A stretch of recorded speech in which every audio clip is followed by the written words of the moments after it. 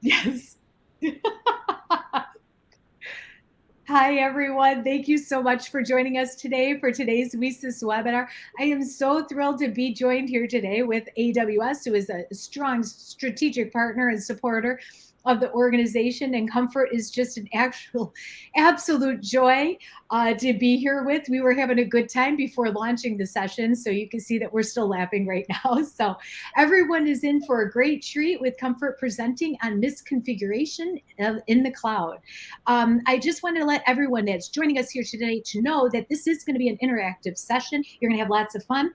But we don't have like a common comment area. You just need to make sure in the question area at the bottom of your screen, there's an area for you to put your questions in. When Comfort's asking questions throughout the webinar, you could put your responses in that area and she'll be able to see it on her screen.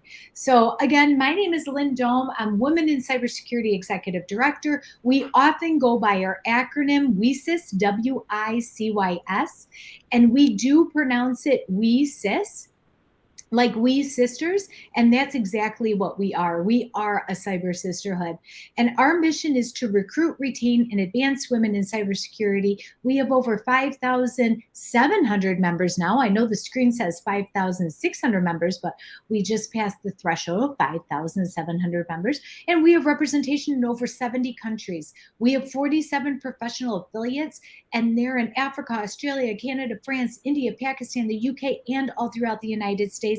And we have specialty affiliates like WiCyS Artificial Intelligence, WiCyS Critical Infrastructure, WiCyS Cloud Security. We have military, we have WiCyS Pride, WiCyS BISO, and so many others. On top of that, we also have over 170 student chapters. And again, our mission is to recruit, retain, and advance women in cybersecurity. We do so by creating opportunities. So we're a member-based organization that has a member forum. We offer skill development training programs. AWS is actually putting together an AWS game day for us in September. We have many different partners that build out roadmaps for us.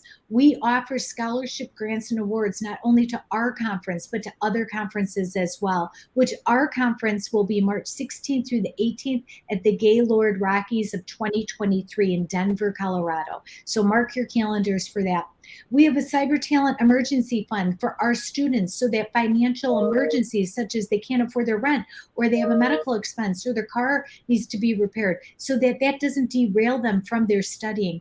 We offer speaking and media opportunities for our professionals to be what others can see, and that's the cybersecurity professionals they are.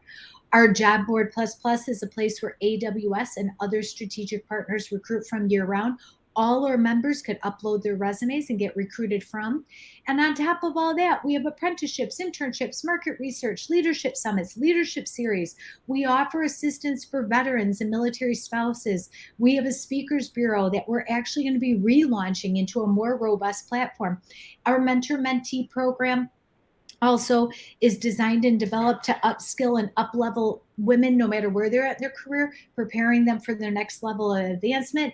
And then on top of that, we have our equity advocacy committee that ensures that WiCyS is not only leading externally with the allyship, inclusion, and equity efforts that we stand next to, but we're also leading those efforts internally as well. So we owe all that thanks to our strategic partners, and AWS has been longstanding with us, but we have AWS, Bloomberg, Carnegie Mellon Software Engineering Institute, Cisco, Fortinet, Google, Intel, Lockheed Martin, Meta, Microsoft, Optum, Sandia National Lab, SentinelOne, and you see our tier 2 contributors and our tier 3 contributors as well. We're so grateful for their support. I don't know why this slide is here, but we have 164 student chapters. So that was a surprise slide, a slide that went rogue. But I just want to remind everyone to put your questions in the question area. Comfort's lovely, and she's going to be interacting with you. So please be part of the whole WiCyS webinar experience. And if you haven't done so already, connect us with WiCyS on all over social media and subscribe to our newsletter that's on our website, WiCyS.org. So without further ado, I'm going to pass the mic over to Comfort and let her take it away from here. All right. Awesome.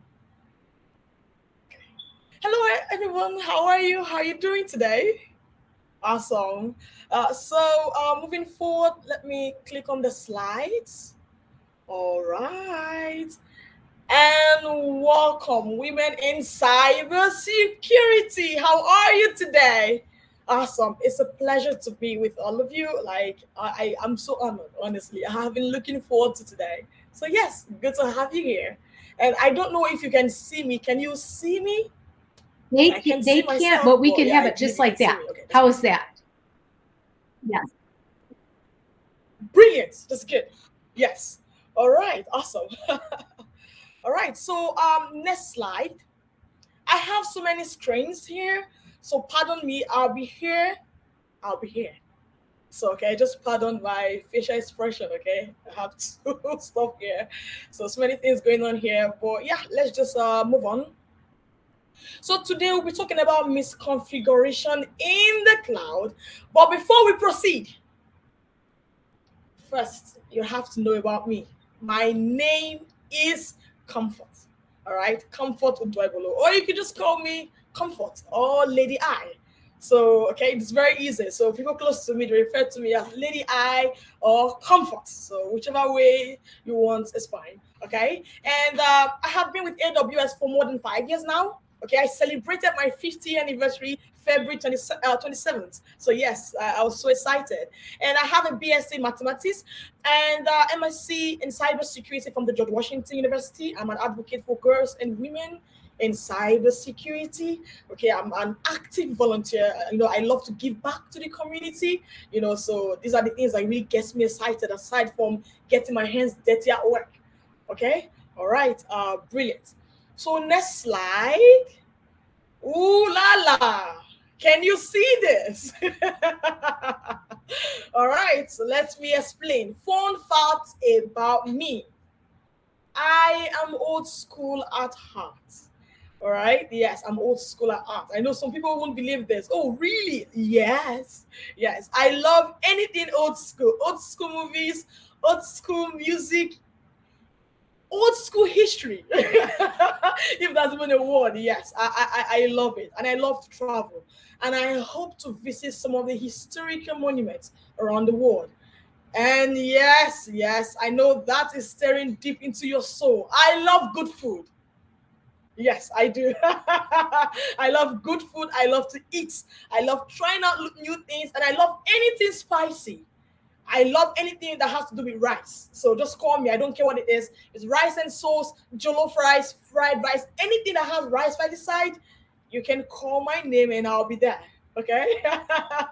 And yes, I'm a member of the WiCyS community as well as other communities. So, like I said, I love to participate and give back to you, the community. Now, next slide is the connection. Okay, keep in touch with me on LinkedIn or Instagram. Okay, I would love to connect with everyone. Reach out to me. I'll be waiting. But on Instagram, that don't bring anything official to Instagram. Okay, or Instagram is for something else. If you just want to keep up with me, what I do and what I also enjoy doing aside from my daily work, you can connect with me on Instagram. Okay, but anything official, anything career, anything questions and answers, LinkedIn is the best way to get to hang with me, okay? Brilliant. Let me check the question and answers. Uh, uh Someone said you're too young to be talking about old school. I don't know. Yeah, a couple of my friends they keep saying that you're young, but well, it's subjective. You don't know how young I am, but yeah, I love anything old school. So that's just it. All right. So today's agenda, let's move on to the agenda for today. So we're talking about what is the cloud, what are the misconfiguration, the types, what are the customers' challenges, some cloud security solutions, best practices, the shared responsibility model would have a sample exercise, a sample scenario, and a question and answer session. Okay. Again, if we don't have time for lots of questions, I don't want you to get worried. Like I said, I'm on LinkedIn and you could connect with me. I have done that in the past. I would happily provide answers. I wouldn't mind coming on on a live share screen session to provide deep dive sessions with you if you'd want that. Okay, brilliant. So let's go through the next session. or the next slide. All right. So what is the cloud? Can someone help me with this question? Can someone help me? What is the cloud? Yes, you can type in your answer into the question and answer poll. Yeah, and someone just asked a question. Okay, let me just go ahead and answer this. How beneficial will AWS certification be in gaining entry into AWS as an architect? Good question. So for the architect space, having AWS cert is going to play a very key role, because during the interview sessions, they will ask you some practical questions where you would have to build, you'd have to design. Okay, so they're going to assume that, okay, you know about these services, you know how it works. Okay, you know about the services, you know how it works, and how can you build, for example, a design that would let's say that would help me to receive more requests from clients, for example, or they can yeah, it depends. So it's very important, because with that certification, it's going to expose you to AWS resources, to AWS services, the underlying infrastructure, the underlying architecture. So it's going to broaden your horizon. So during the interview process, to keep you prepared, and when you get in, you won't be full of surprises. Okay, so it's very important. Okay, so yeah, I hope that answered your question. If not, hit me up on LinkedIn. We'll follow up together. Okay, brilliant. I see answers coming in. Someone said someone else's computer. Aha, I love that. If only I could see your name there. Someone said a server. Brilliant. Someone said the cloud is this. Okay, I can't click on that link, but I see what you're talking about. Okay, that's brilliant. Someone said a computer or application resources elsewhere. I love that. That's brilliant. Brilliant. And someone said cloud definition, the use of someone else's network and compute resources. I don't know what your name is. I don't know who you are, but a round of applause. Brilliant response. I love this. This is awesome. And yes, you answered my question. Yeah, so this is good. So this now brings us to the next question.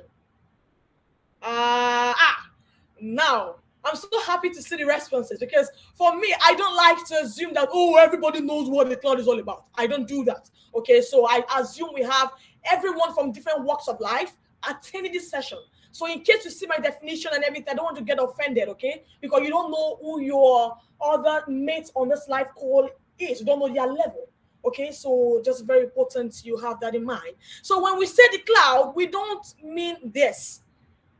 We're not talking about this, okay? Because I saw a joke online. This was very funny. Right, the dad asked the question.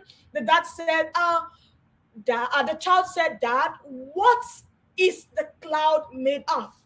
And the dad said, Linux servers. So that was really funny. So, and they're looking right directly to the cloud. But that is not the case. All right. So next slide. Like you rightly mentioned, that gives us the answer to what the cloud is all about. This is a cloud. The cloud is just refers to servers, like we rightly said, that are stored up or locked up somewhere.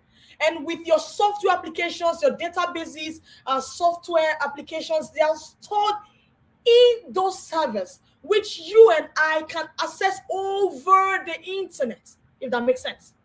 Again, pardon the eye contact. I have many screens. So I'm here, I'm there, okay? So just pardon me, all right? And these cloud servers, they are saved in data centers all over the world.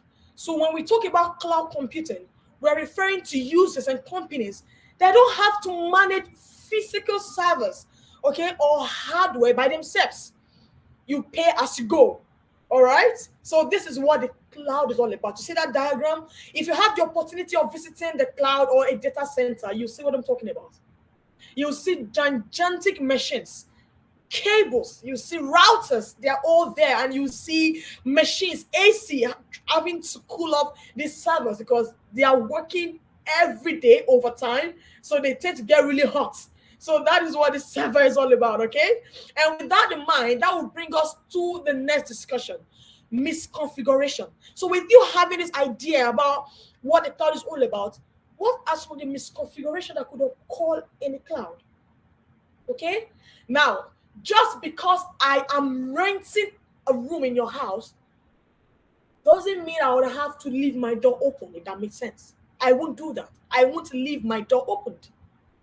Okay? I would have to either change my key lock, I would have to either maybe change the door if possible, everything, or I don't know, it depends. But I won't be using the default key locks.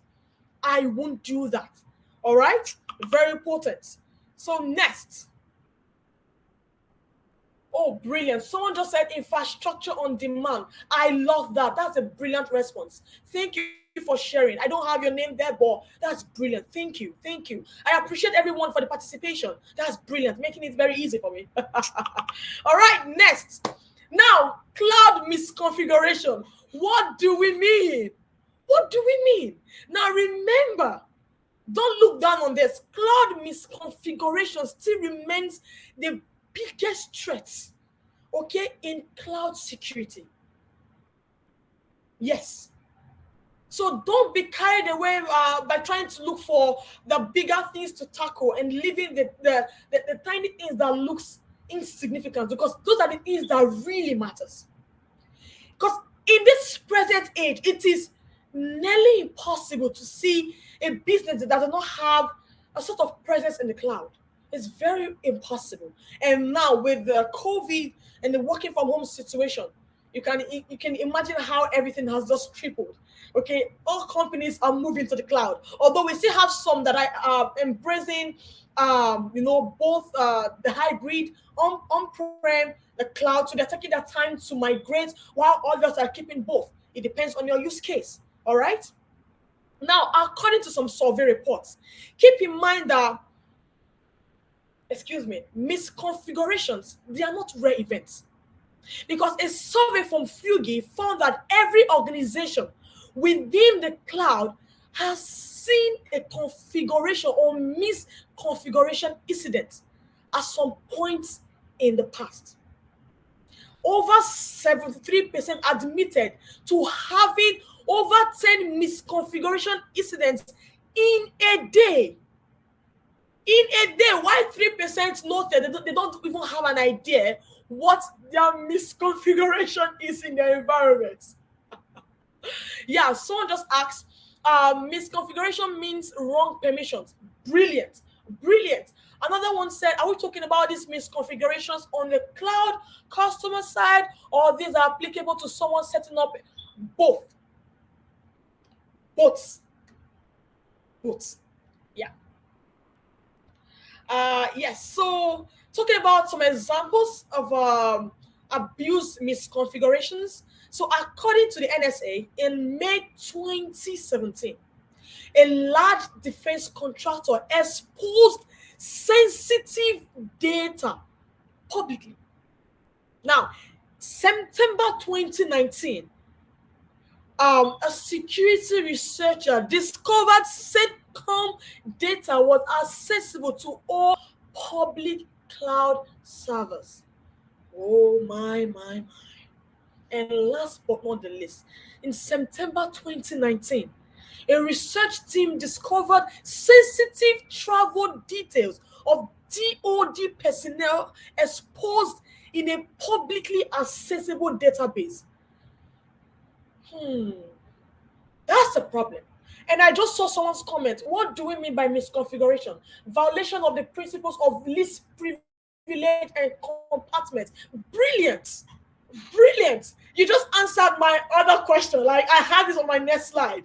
You're faster than me now. That is brilliant. I love that. Yes, keep that in mind. I'm going to bring it up again. All right, that is just amazing. Okay, so the misconfiguration in the cloud, simply put, like we've all answered right here on the Q&A session, it's simply vulnerabilities, like security vulnerability in plain sight. That's it. Security vulnerability in plain sight. And they could refer to gaps, errors, lack of awareness of the shared responsibility model, which could lead to an unauthorized exposure, intrusion to your organization. Now, that is a problem. And what are some of these attacks? It could lead to intrusion. Okay? It could lead to, again, data theft. It could lead to ransomware implantation and etc. There are a lot. And what are some of the risks associated with this? I'm working with time here, so I'm trying to rush this up, okay? So what are some of the risks associated with this? Can someone share with me some of the risks? Yeah, share with me. What are some of the risks with cloud misconfiguration? Share right here. I'll be waiting, okay? What are some of the risks? Okay, so while we are waiting, we have unauthorized like data breaches. Okay, cloud breaches inside and outside actors leveraging on these vulnerabilities, inside threat and outside threats. Okay, and service disruption. Okay, because if an attacker can gain unauthorized access to your network, they will definitely disrupt your services. Okay, because hackers can encrypt your files. Okay, they can encrypt your files. They can delete resources. They can use your environment to send spam messages. So it's just a lot, and that's the disaster. Okay, so I just hope that provides some context. Okay, so moving on to the next slide. Thank you. Data exploration. Brilliant. Brilliant. That's amazing. That's one of the risks. Thank you for sharing that. Yes, someone said anyone can access. Brilliant. End user is not aware of the brilliant. Unauthorized access to data. Brilliant. Thank you. Smart. Yes, it's one of the risks of yes. I totally agree with you on that one. That is amazing. Wow, I'm enjoying these responses. That is brilliant. Thank you. Thank you.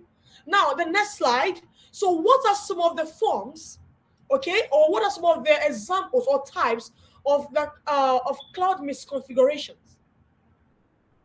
Default password and hard-coded secrets. Oh my, oh my. You know, we tend to overlook this because case study was carried out by 42 researchers where they configured accounts with weak credentials. They did that, and guess what? Like there was an increase in successful authentication into the customer's environment where they get access to application to data. And when this was done, they would reset the honeypot, to record compromising events. This happened. So don't take advantage of this. Don't look down on this. And within my organization, we have this rotation policy. Within a time frame, you receive emails to reset or to change your password. And we have a set of requirements you have to keep.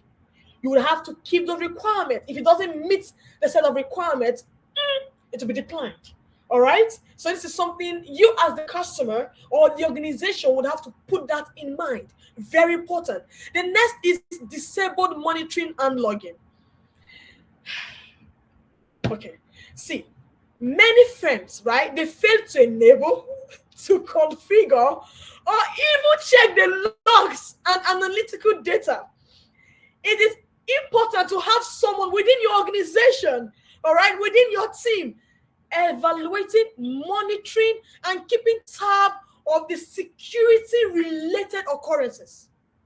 Because this is very good. You can monitor when there's a change, like security updates, where there's like an anomaly.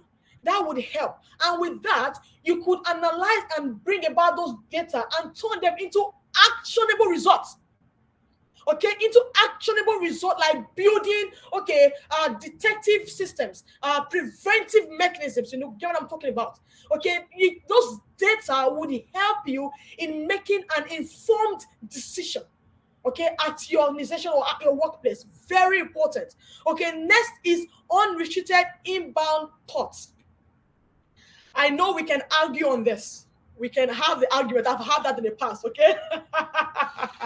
So listen, all ports open to the internet, right, can be a potential problem.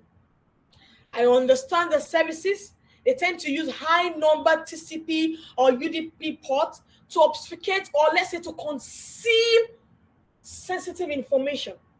I get that. But trust me, security through obscurity is never really sufficient by itself, because a determined hacker can get you down. A determined hacker can hold you down. So it is never in itself sufficient. And someone said, I've seen a lot of organizations miss on the monitoring because they think they need everything and get overwhelmed by over alerting. Brilliant. Good comment. And I totally agree with that. Thanks for sharing. All right. So for your inbound parts, you will have to be pay attention to this. Okay, you must restrict high level ports to only necessary systems. Now, next is, oh, someone said John Strang would disagree. All right, well, it's fine. Next is unrestricted outbound ports. That's very funny. All right, so for outbound ports, right, it is recommended or it's advisable to implement the principle of minimalist authority. That was what someone just said on the comment section. Introduce the principle of minimalist authority, because by limiting outbound connection, it will help direct traffic only to applications and servers that truly matters or that needs to be communicated to. All right, so very important. The next is secret management.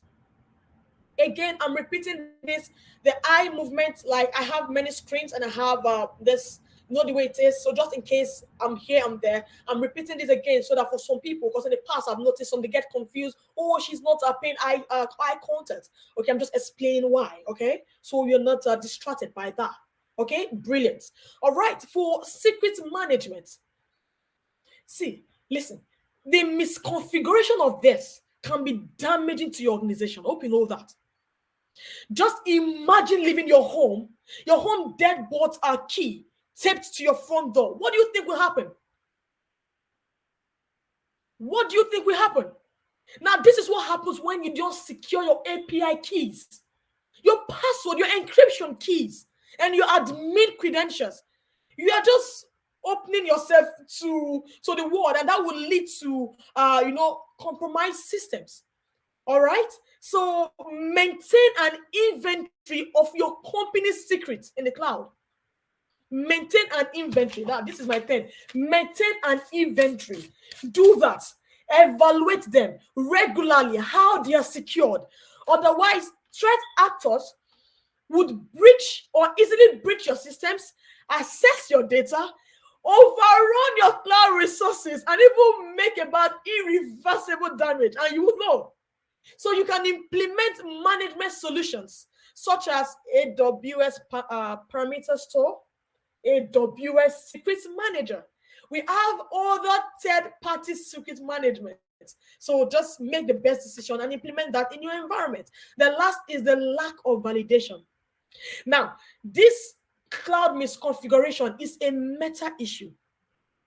So it is important that you as a customer, right? You, my customer, or I, your customer, or an organization or company, you implement systems for identifying misconfigurations whenever they occur.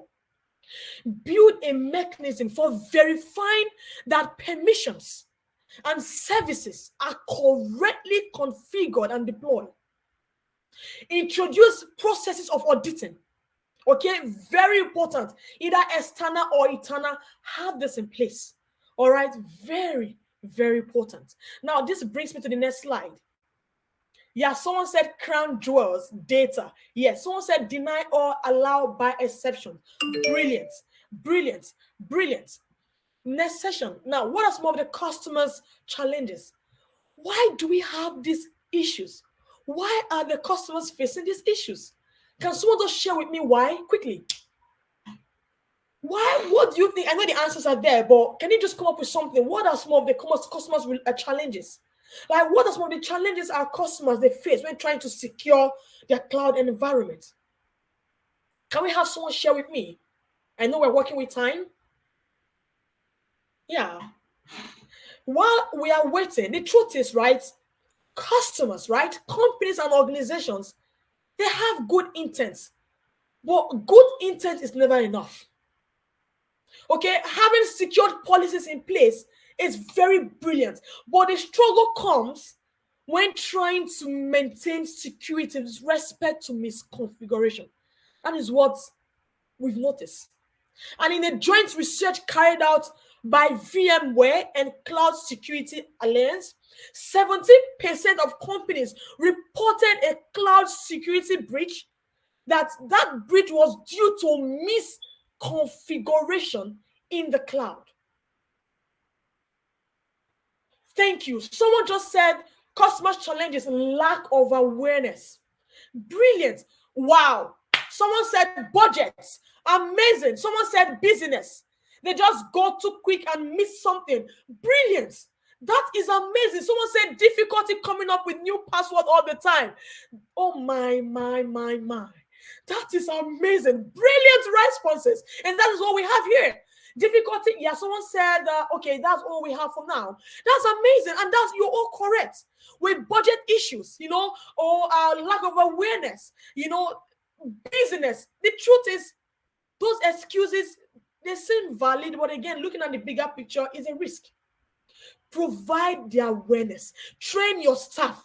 Having the right budget to incubate that wealth of knowledge is better than having to pay millions of dollars just to cover up or just to mitigate some sort of risk that would have been averted if your right teams, the IT teams, the legal teams, the DevOps teams were aligned in the same policy, or we acknowledged or had that wealth of information to know what to go about in terms of building. It's very important that you invest in your employees. Someone said lack of planning for transition to cloud. Brilliant. And expecting the same difficulties as an on-prem. That's amazing. Someone said don't have security policies and less budget allocation. I love that. This is amazing. And that is it. I won't repeat myself. That is it. Unaligned teams. How can two work together except they agree? I'm asking you. Yes. How can two work together except they agree? And another major issue is lack of interaction with security partners. They don't communicate. So after a survey was done, a research survey, and it was reported that 49% indicated that their information security team, IT operations, DevOps team, they were not aligned on cloud security policies. They were not aligned. So that's a problem, because if you are not aligned, it will be difficult for the developers to follow best or cloud-based practices when building our products. So it's very important. That participation is key. So introduce that interaction. If it's once in a month, okay, look out to them, organize meetings, have a tabletop exercises, let them talk. All right, because the thing is, failure to align on a unified strategy, guess what? It's a compliance risk. It's a compliance risk. Now, next is poor risk visibility. This is a critical challenge. Why? Because a survey was carried out and about 63% of the respondents reported that due to lack of visibility into their misconfiguration vulnerabilities was the primary reason why their company could not prevent the cloud security breach. Can you see? So what could be wrong here? Like, what is happening? Why is identifying misconfigurations so challenging? Part of the reason tends to be as a result of the confusion on what the cloud or the shared responsibility between the cloud provider and the customers are. That also plays a role, okay? Because again, in a use case where a company knows their duties, they have a depth, the breadth, see, it's one thing to have the right tools in place, the right solutions, everything in place, and you don't have visibility into what the vulnerabilities are. Then what would you be protecting? What would you be mitigating in that case? If that makes sense. Next is slow security processes. Speed is very important. Speed is very important in this business. Yes. Because the speed at which your team can identify and fix cloud misconfiguration is critical in determining the sources of avoiding a cloud security breach. Speed is important. So what could lead to slow security processes? Could it be due to overly complex infrastructure? I don't know. You answered that. Okay? Now, with that, it leads us to the next session, which is the lack of understanding of the shared responsibility model. Now, we'll talk about this in the other slide. Let's deep dive. Okay? And thanks for the participation. That's just brilliant. I love this. Participation is key. Now, with the cloud security solutions, okay, keep in mind that so the cloud is dynamic. This business changes. Okay, there is no one-time fix when it comes to misconfiguration issues or misconfigurations problem. There's no one-time fix because the cloud in itself is dynamic. If that makes sense.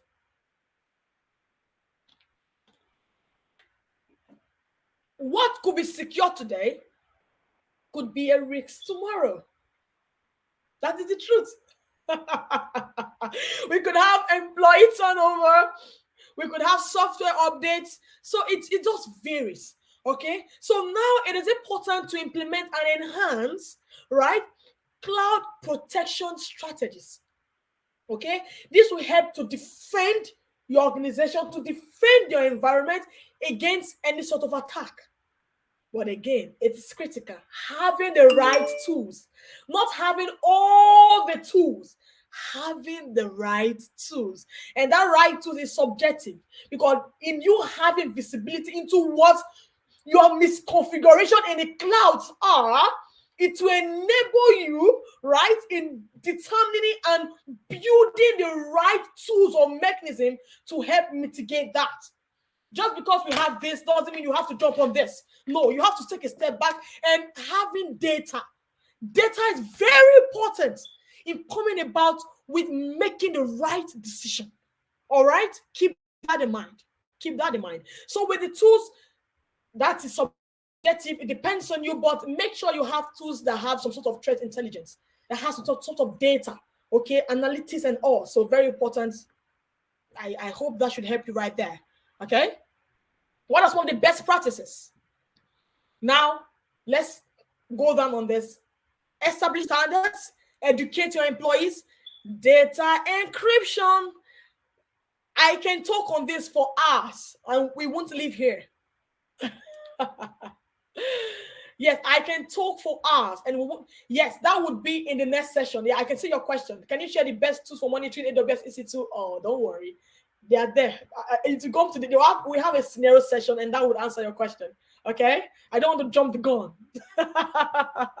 All right, so data encryption, audits and pen testing. Okay, do that. Endpoint security, do that. I don't want to explain all this. I hope you get what I'm talking about. Adopt a change management practice. Simplify your environment. So rather than having, let's say, complex infrastructure for each component deployed in your environment, you can standardize a few components and deploy them using templates. The reason being that, when you have standardization, right, it will allow team members to spot different component configurations and quickly make an amendment, and just know what to do moving forward. Scan for vulnerabilities. Scan, regular scan. We can never overemphasize on this or overemphasize on this. Scan. All right. Now that brings us to the next session, the shared responsibility. Yeah, someone said complying to standard. Thank you so much. Some of the best practices. Thanks for sharing. Someone said documentation. LOL. I totally agree with that one. Documentation. I know the stress in documenting, but at the end, it's very important we do that. Okay, so quit all laziness aside and do the right thing. Okay, do the right thing. Think of the bigger picture and implement the right solutions. All right, that's brilliant. All right, so going to the shared responsibility model. Can someone just share with me quickly? What do we mean by this? We just have about 15 minutes more, okay? So can someone just share quickly the shared responsibility model? What is the difference? What is happening here? Can someone educate me? Yeah, educate me. What is happening here? What's the difference? I'll wait. So while I'm waiting, it is very important to know what your shared responsibilities are between you, the cloud provider, or me, the cloud provider, and you are this customer. Okay, it's very important because these responsibilities are shared, and it depends based on what you as a customer you'll be selecting. Okay, so using this while I'm waiting for input, let's just deep dive. Okay, again, I'll repeat: security and compliance is a shared responsibility. It's a shared responsibility. Okay, having this in mind, the responsibility will vary. So looking at the diagram again, I repeat, what are the differences? Can someone educate me on this? I'll wait. Let's wait for 1 minute, okay? Someone educate me. All right, let's see what we have. Let's see. Okay, no comment in yet. Ownership of implementation of the security controls. Brilliant. Brilliant. I love that. Yes. Ownership of the security controls. So is this with respect to the customer or with respect to the cloud provider, AWS, for example? Okay, I'll wait for other person to answer that. But someone said AWS takes responsibility for the areas shaded. Brilliant. Orange. Yes. Customers are responsible for securing the areas that are shaded in blue. Brilliant. Sharing the responsibility and not just depend entirely on the cloud vendor. Oh, I love that response. You are amazing. You are brilliant. Someone said where responsibility for management lies. Ooh, I am stealing these comments. I'll steal them, okay? I love them. This is good. I hope this has been, I'm happy this is documented and this is recorded. I will sing back on this. I love this comment. These are amazing. Brilliant, brilliant. Thank you. Thank you. That's it. You've answered the question. Looking at the diagram here, what I have here on both screens, the shaded orange is for me. As the cloud provider, what do I do? You see, there's a difference. Security of the cloud.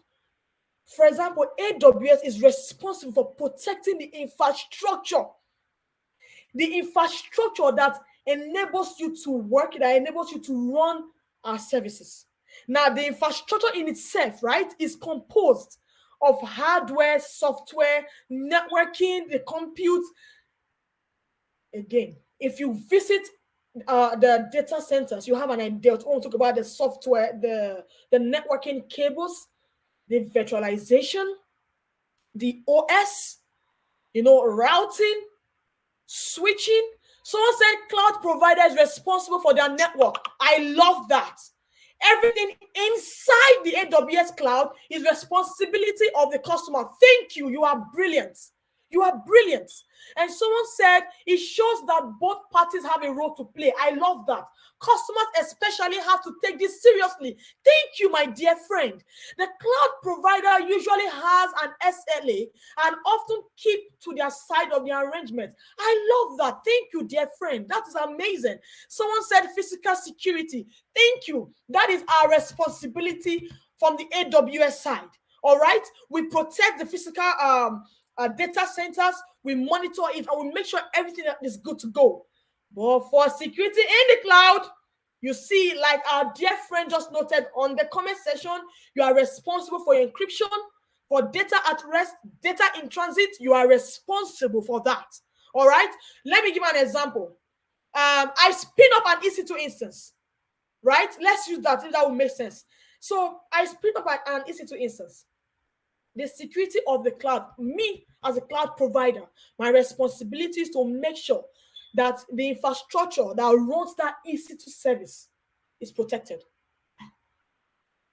Now, you as my customer, you are responsible for the security in your EC2, all right? You'd have to configure your security groups, your ACLs, that is the virtual firewalls. You have to make sure that you have the right rules. Okay, we won't do that because if you don't implement that, then the default rules will be used. and that is not good. All right, and that is not good. You will be responsible for managing the credentials used to connect your EC2 instances. You are responsible for update, patches, everything. Or you can use that using the AWS Secrets Manager or Systems Manager. Sorry, you can use that. Okay, that would help you in installing security-related updates and building the patches and all. So you can do that. It depends on you. But I hope this provide some sort of knowledge into, because of time, we can't really go dive deep into this because of time, because we could have as well touched each layer. Like on the customer data part, look at this right here, the customer data path, the responsibility, like you have to secure the data, and you can use SSL, TLS, like I said, encryption mechanisms. All right. So there's so many, like you can use advanced managed security services, multi-factor authentication. You can do that. You can set up your API and user activity logging. You can do that.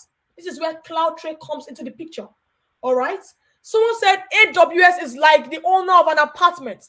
They are responsible for the infrastructure, the walls supporting you. Oh, I love this analogy. But as a customer, you are responsible for keeping your door and windows locked and not leaving things to start fire.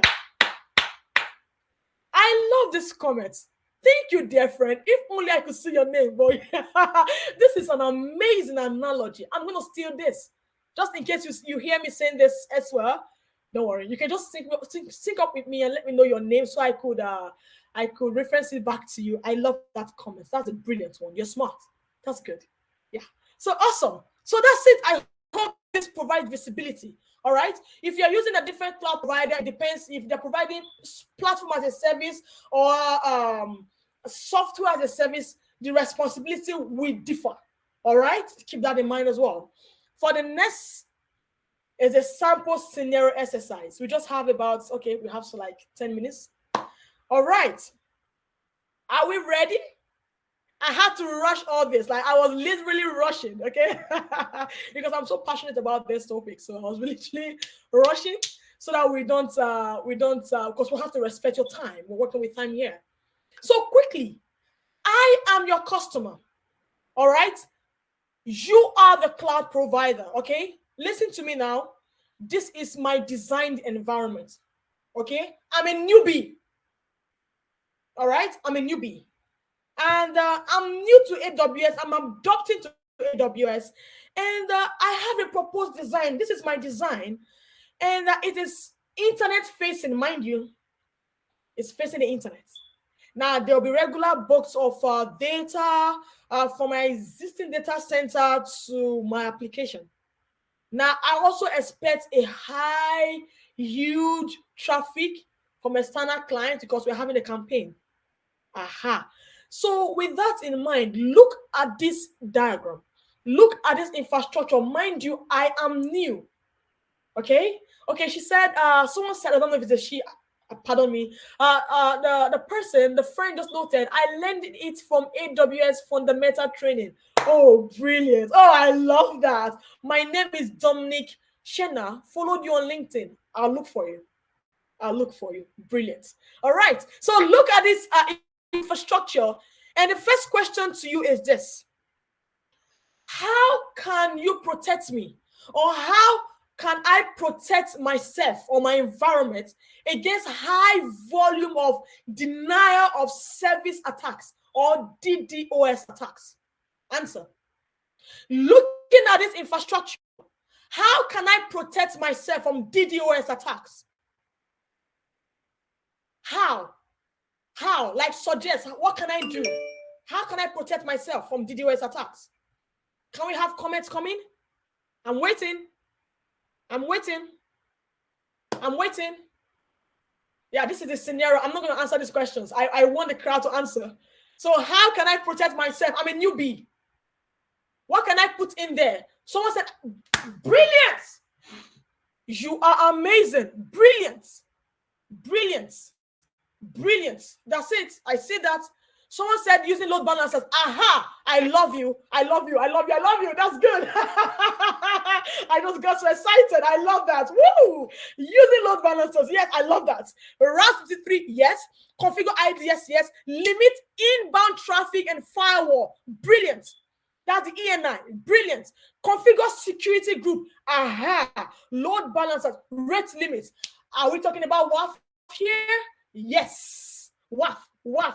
WAF. You just got an insight. Two-factor authentication. Brilliant. Amazing. Oh, my team is smart. Yeah, we are intelligent group of people. I love this. Shield advance. Brilliant. That's it. I love that. Shield advance. That is brilliant. Okay, for the sake of using WAF, that is it. Use of WAF, is the DDoS legitimate or illegitimate? So both. Okay, because with WAF, when you have your WAF implemented, you would have a set of rules that you can configure within your access control or your web ACLs that would help you to block and filter both illegitimate requests, and that is used by request signatures.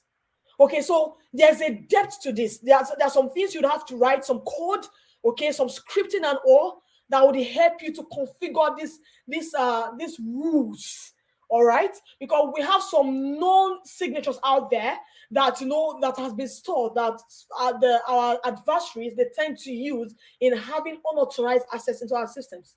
So with WAF, using that knowledge, you can build in and script in some rules. Okay, it could be customized.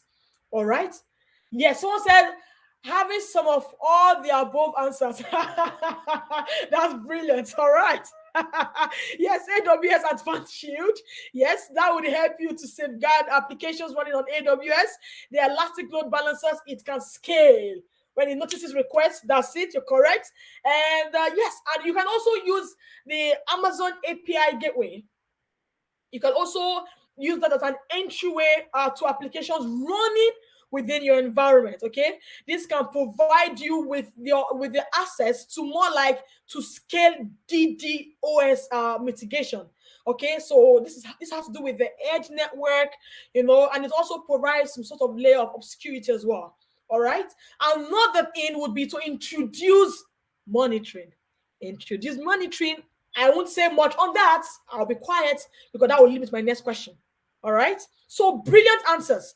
We can go on and on. We can dissect this, but no time. Next question.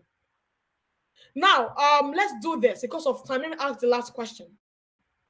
So, as a customer, right, how can I improve my environment to detect security events in the future? What can I add in here, or what can I add in here to improve my ability to detect and, if possible, to prevent security breaches or events in the future within my environment? What can you suggest? I am your customer. I'm a newbie. Can you advise? We're waiting. How? Okay, so while we wait on responses, okay, configure and enable login. Configure service login, application login. You want to do that because it's very important. Someone said network monitors and analyzers. Brilliant. Thank you. Brilliant. Brilliant. Okay, so having your cloud tray, Amazon Cloud Watch, cloud events configuration, brilliant. IDS, IPS, brilliant. Brilliant, brilliant, brilliant. Event bridge, okay. CloudWatch guard duty, all right. Pulling multiple threat intel feeds into the monitoring and alerting systems. Aha, brilliant. I love this. Wow, I love this. This is amazing. You're practically answering everything. I have to take notes. Awesome. So enable cloud tray, okay. No time to define all this, but you can check it online. Someone said use or implement security information and event management. Brilliant. Brilliant. Cloud tray and cloud.config. All right. I love this. You just gave us 3 answers at one go. You are amazing. I love that. So yeah, you've answered it all. That's it. You've answered it all. I don't have to explain. They would not have time, but that's it. We have more and more that we can do here. But very important, within your service, like the question someone asked, how you can monitor. That's the answer right there. Have your CloudWatch, Cloud Tray, VPC flow logs, guard duty. They are all there. It will help you to protect, to detect. Okay? And in detecting, you get about the data you analyze, and then you cannot build mechanisms. You cannot build automated mechanisms. Okay, you can build alerting systems that would help you to alert when we have an anomaly, okay, that is trying to gain access into your system. All right, so that is how you can monitor, you can detect, analyze, and protect your environment from any sort of intrusion. All right. Someone says Splunk and SIM configuration. That is brilliant. Someone said, besides, I can't read this diagram at all. It's blurry. Oh, I apologize. When I blow it up, it was too small to read in the video. Oh, sorry to hear about that. So sorry. Maybe I could send it to you after this session, okay? So you could peruse and review and we could talk about it if that makes sense. All right. Thank you. And yes, so that will be all for this session. Okay. And also you can monitor your billing activity. You notice if there's a sudden change in your billing, that could be a pointer. You could point into that and see and monitor. Okay. And for the next slide, yeah, the time is really against us, so I can't deep dive on this. Yeah, but yeah, let's go to the next one. Yeah, I think that'll be all. Yeah. So do you have any questions and answers? Yeah, so my questions were with the scenario exercise. Okay, so we just have 1 minute left. So if you have any question, you could send it here or you could hit me up on LinkedIn. Okay, I hope the scenario exercise was helpful in providing some clarity if there was any issue. If not, you can ask here or just sync up with me on LinkedIn, if that makes sense. All right. While we wait on the questions and answers, or any questions, if any, we are recruiting. Okay? Yes, we are recruiting. So reach out to me if you would like to work with us. Let's talk. If you want to be a solutions architect, let's talk. A security engineer, let's talk. We are looking for you. We want you. Okay? Let's see. Just sync me up and I can introduce you to some key holders, the recruiters, and some people you'd like to talk to, just to learn about what they do within the AWS space. Is a lot. All right. Thank you so much. And the next. Thank you. All right. Thank you, everybody. Thank you. And connect.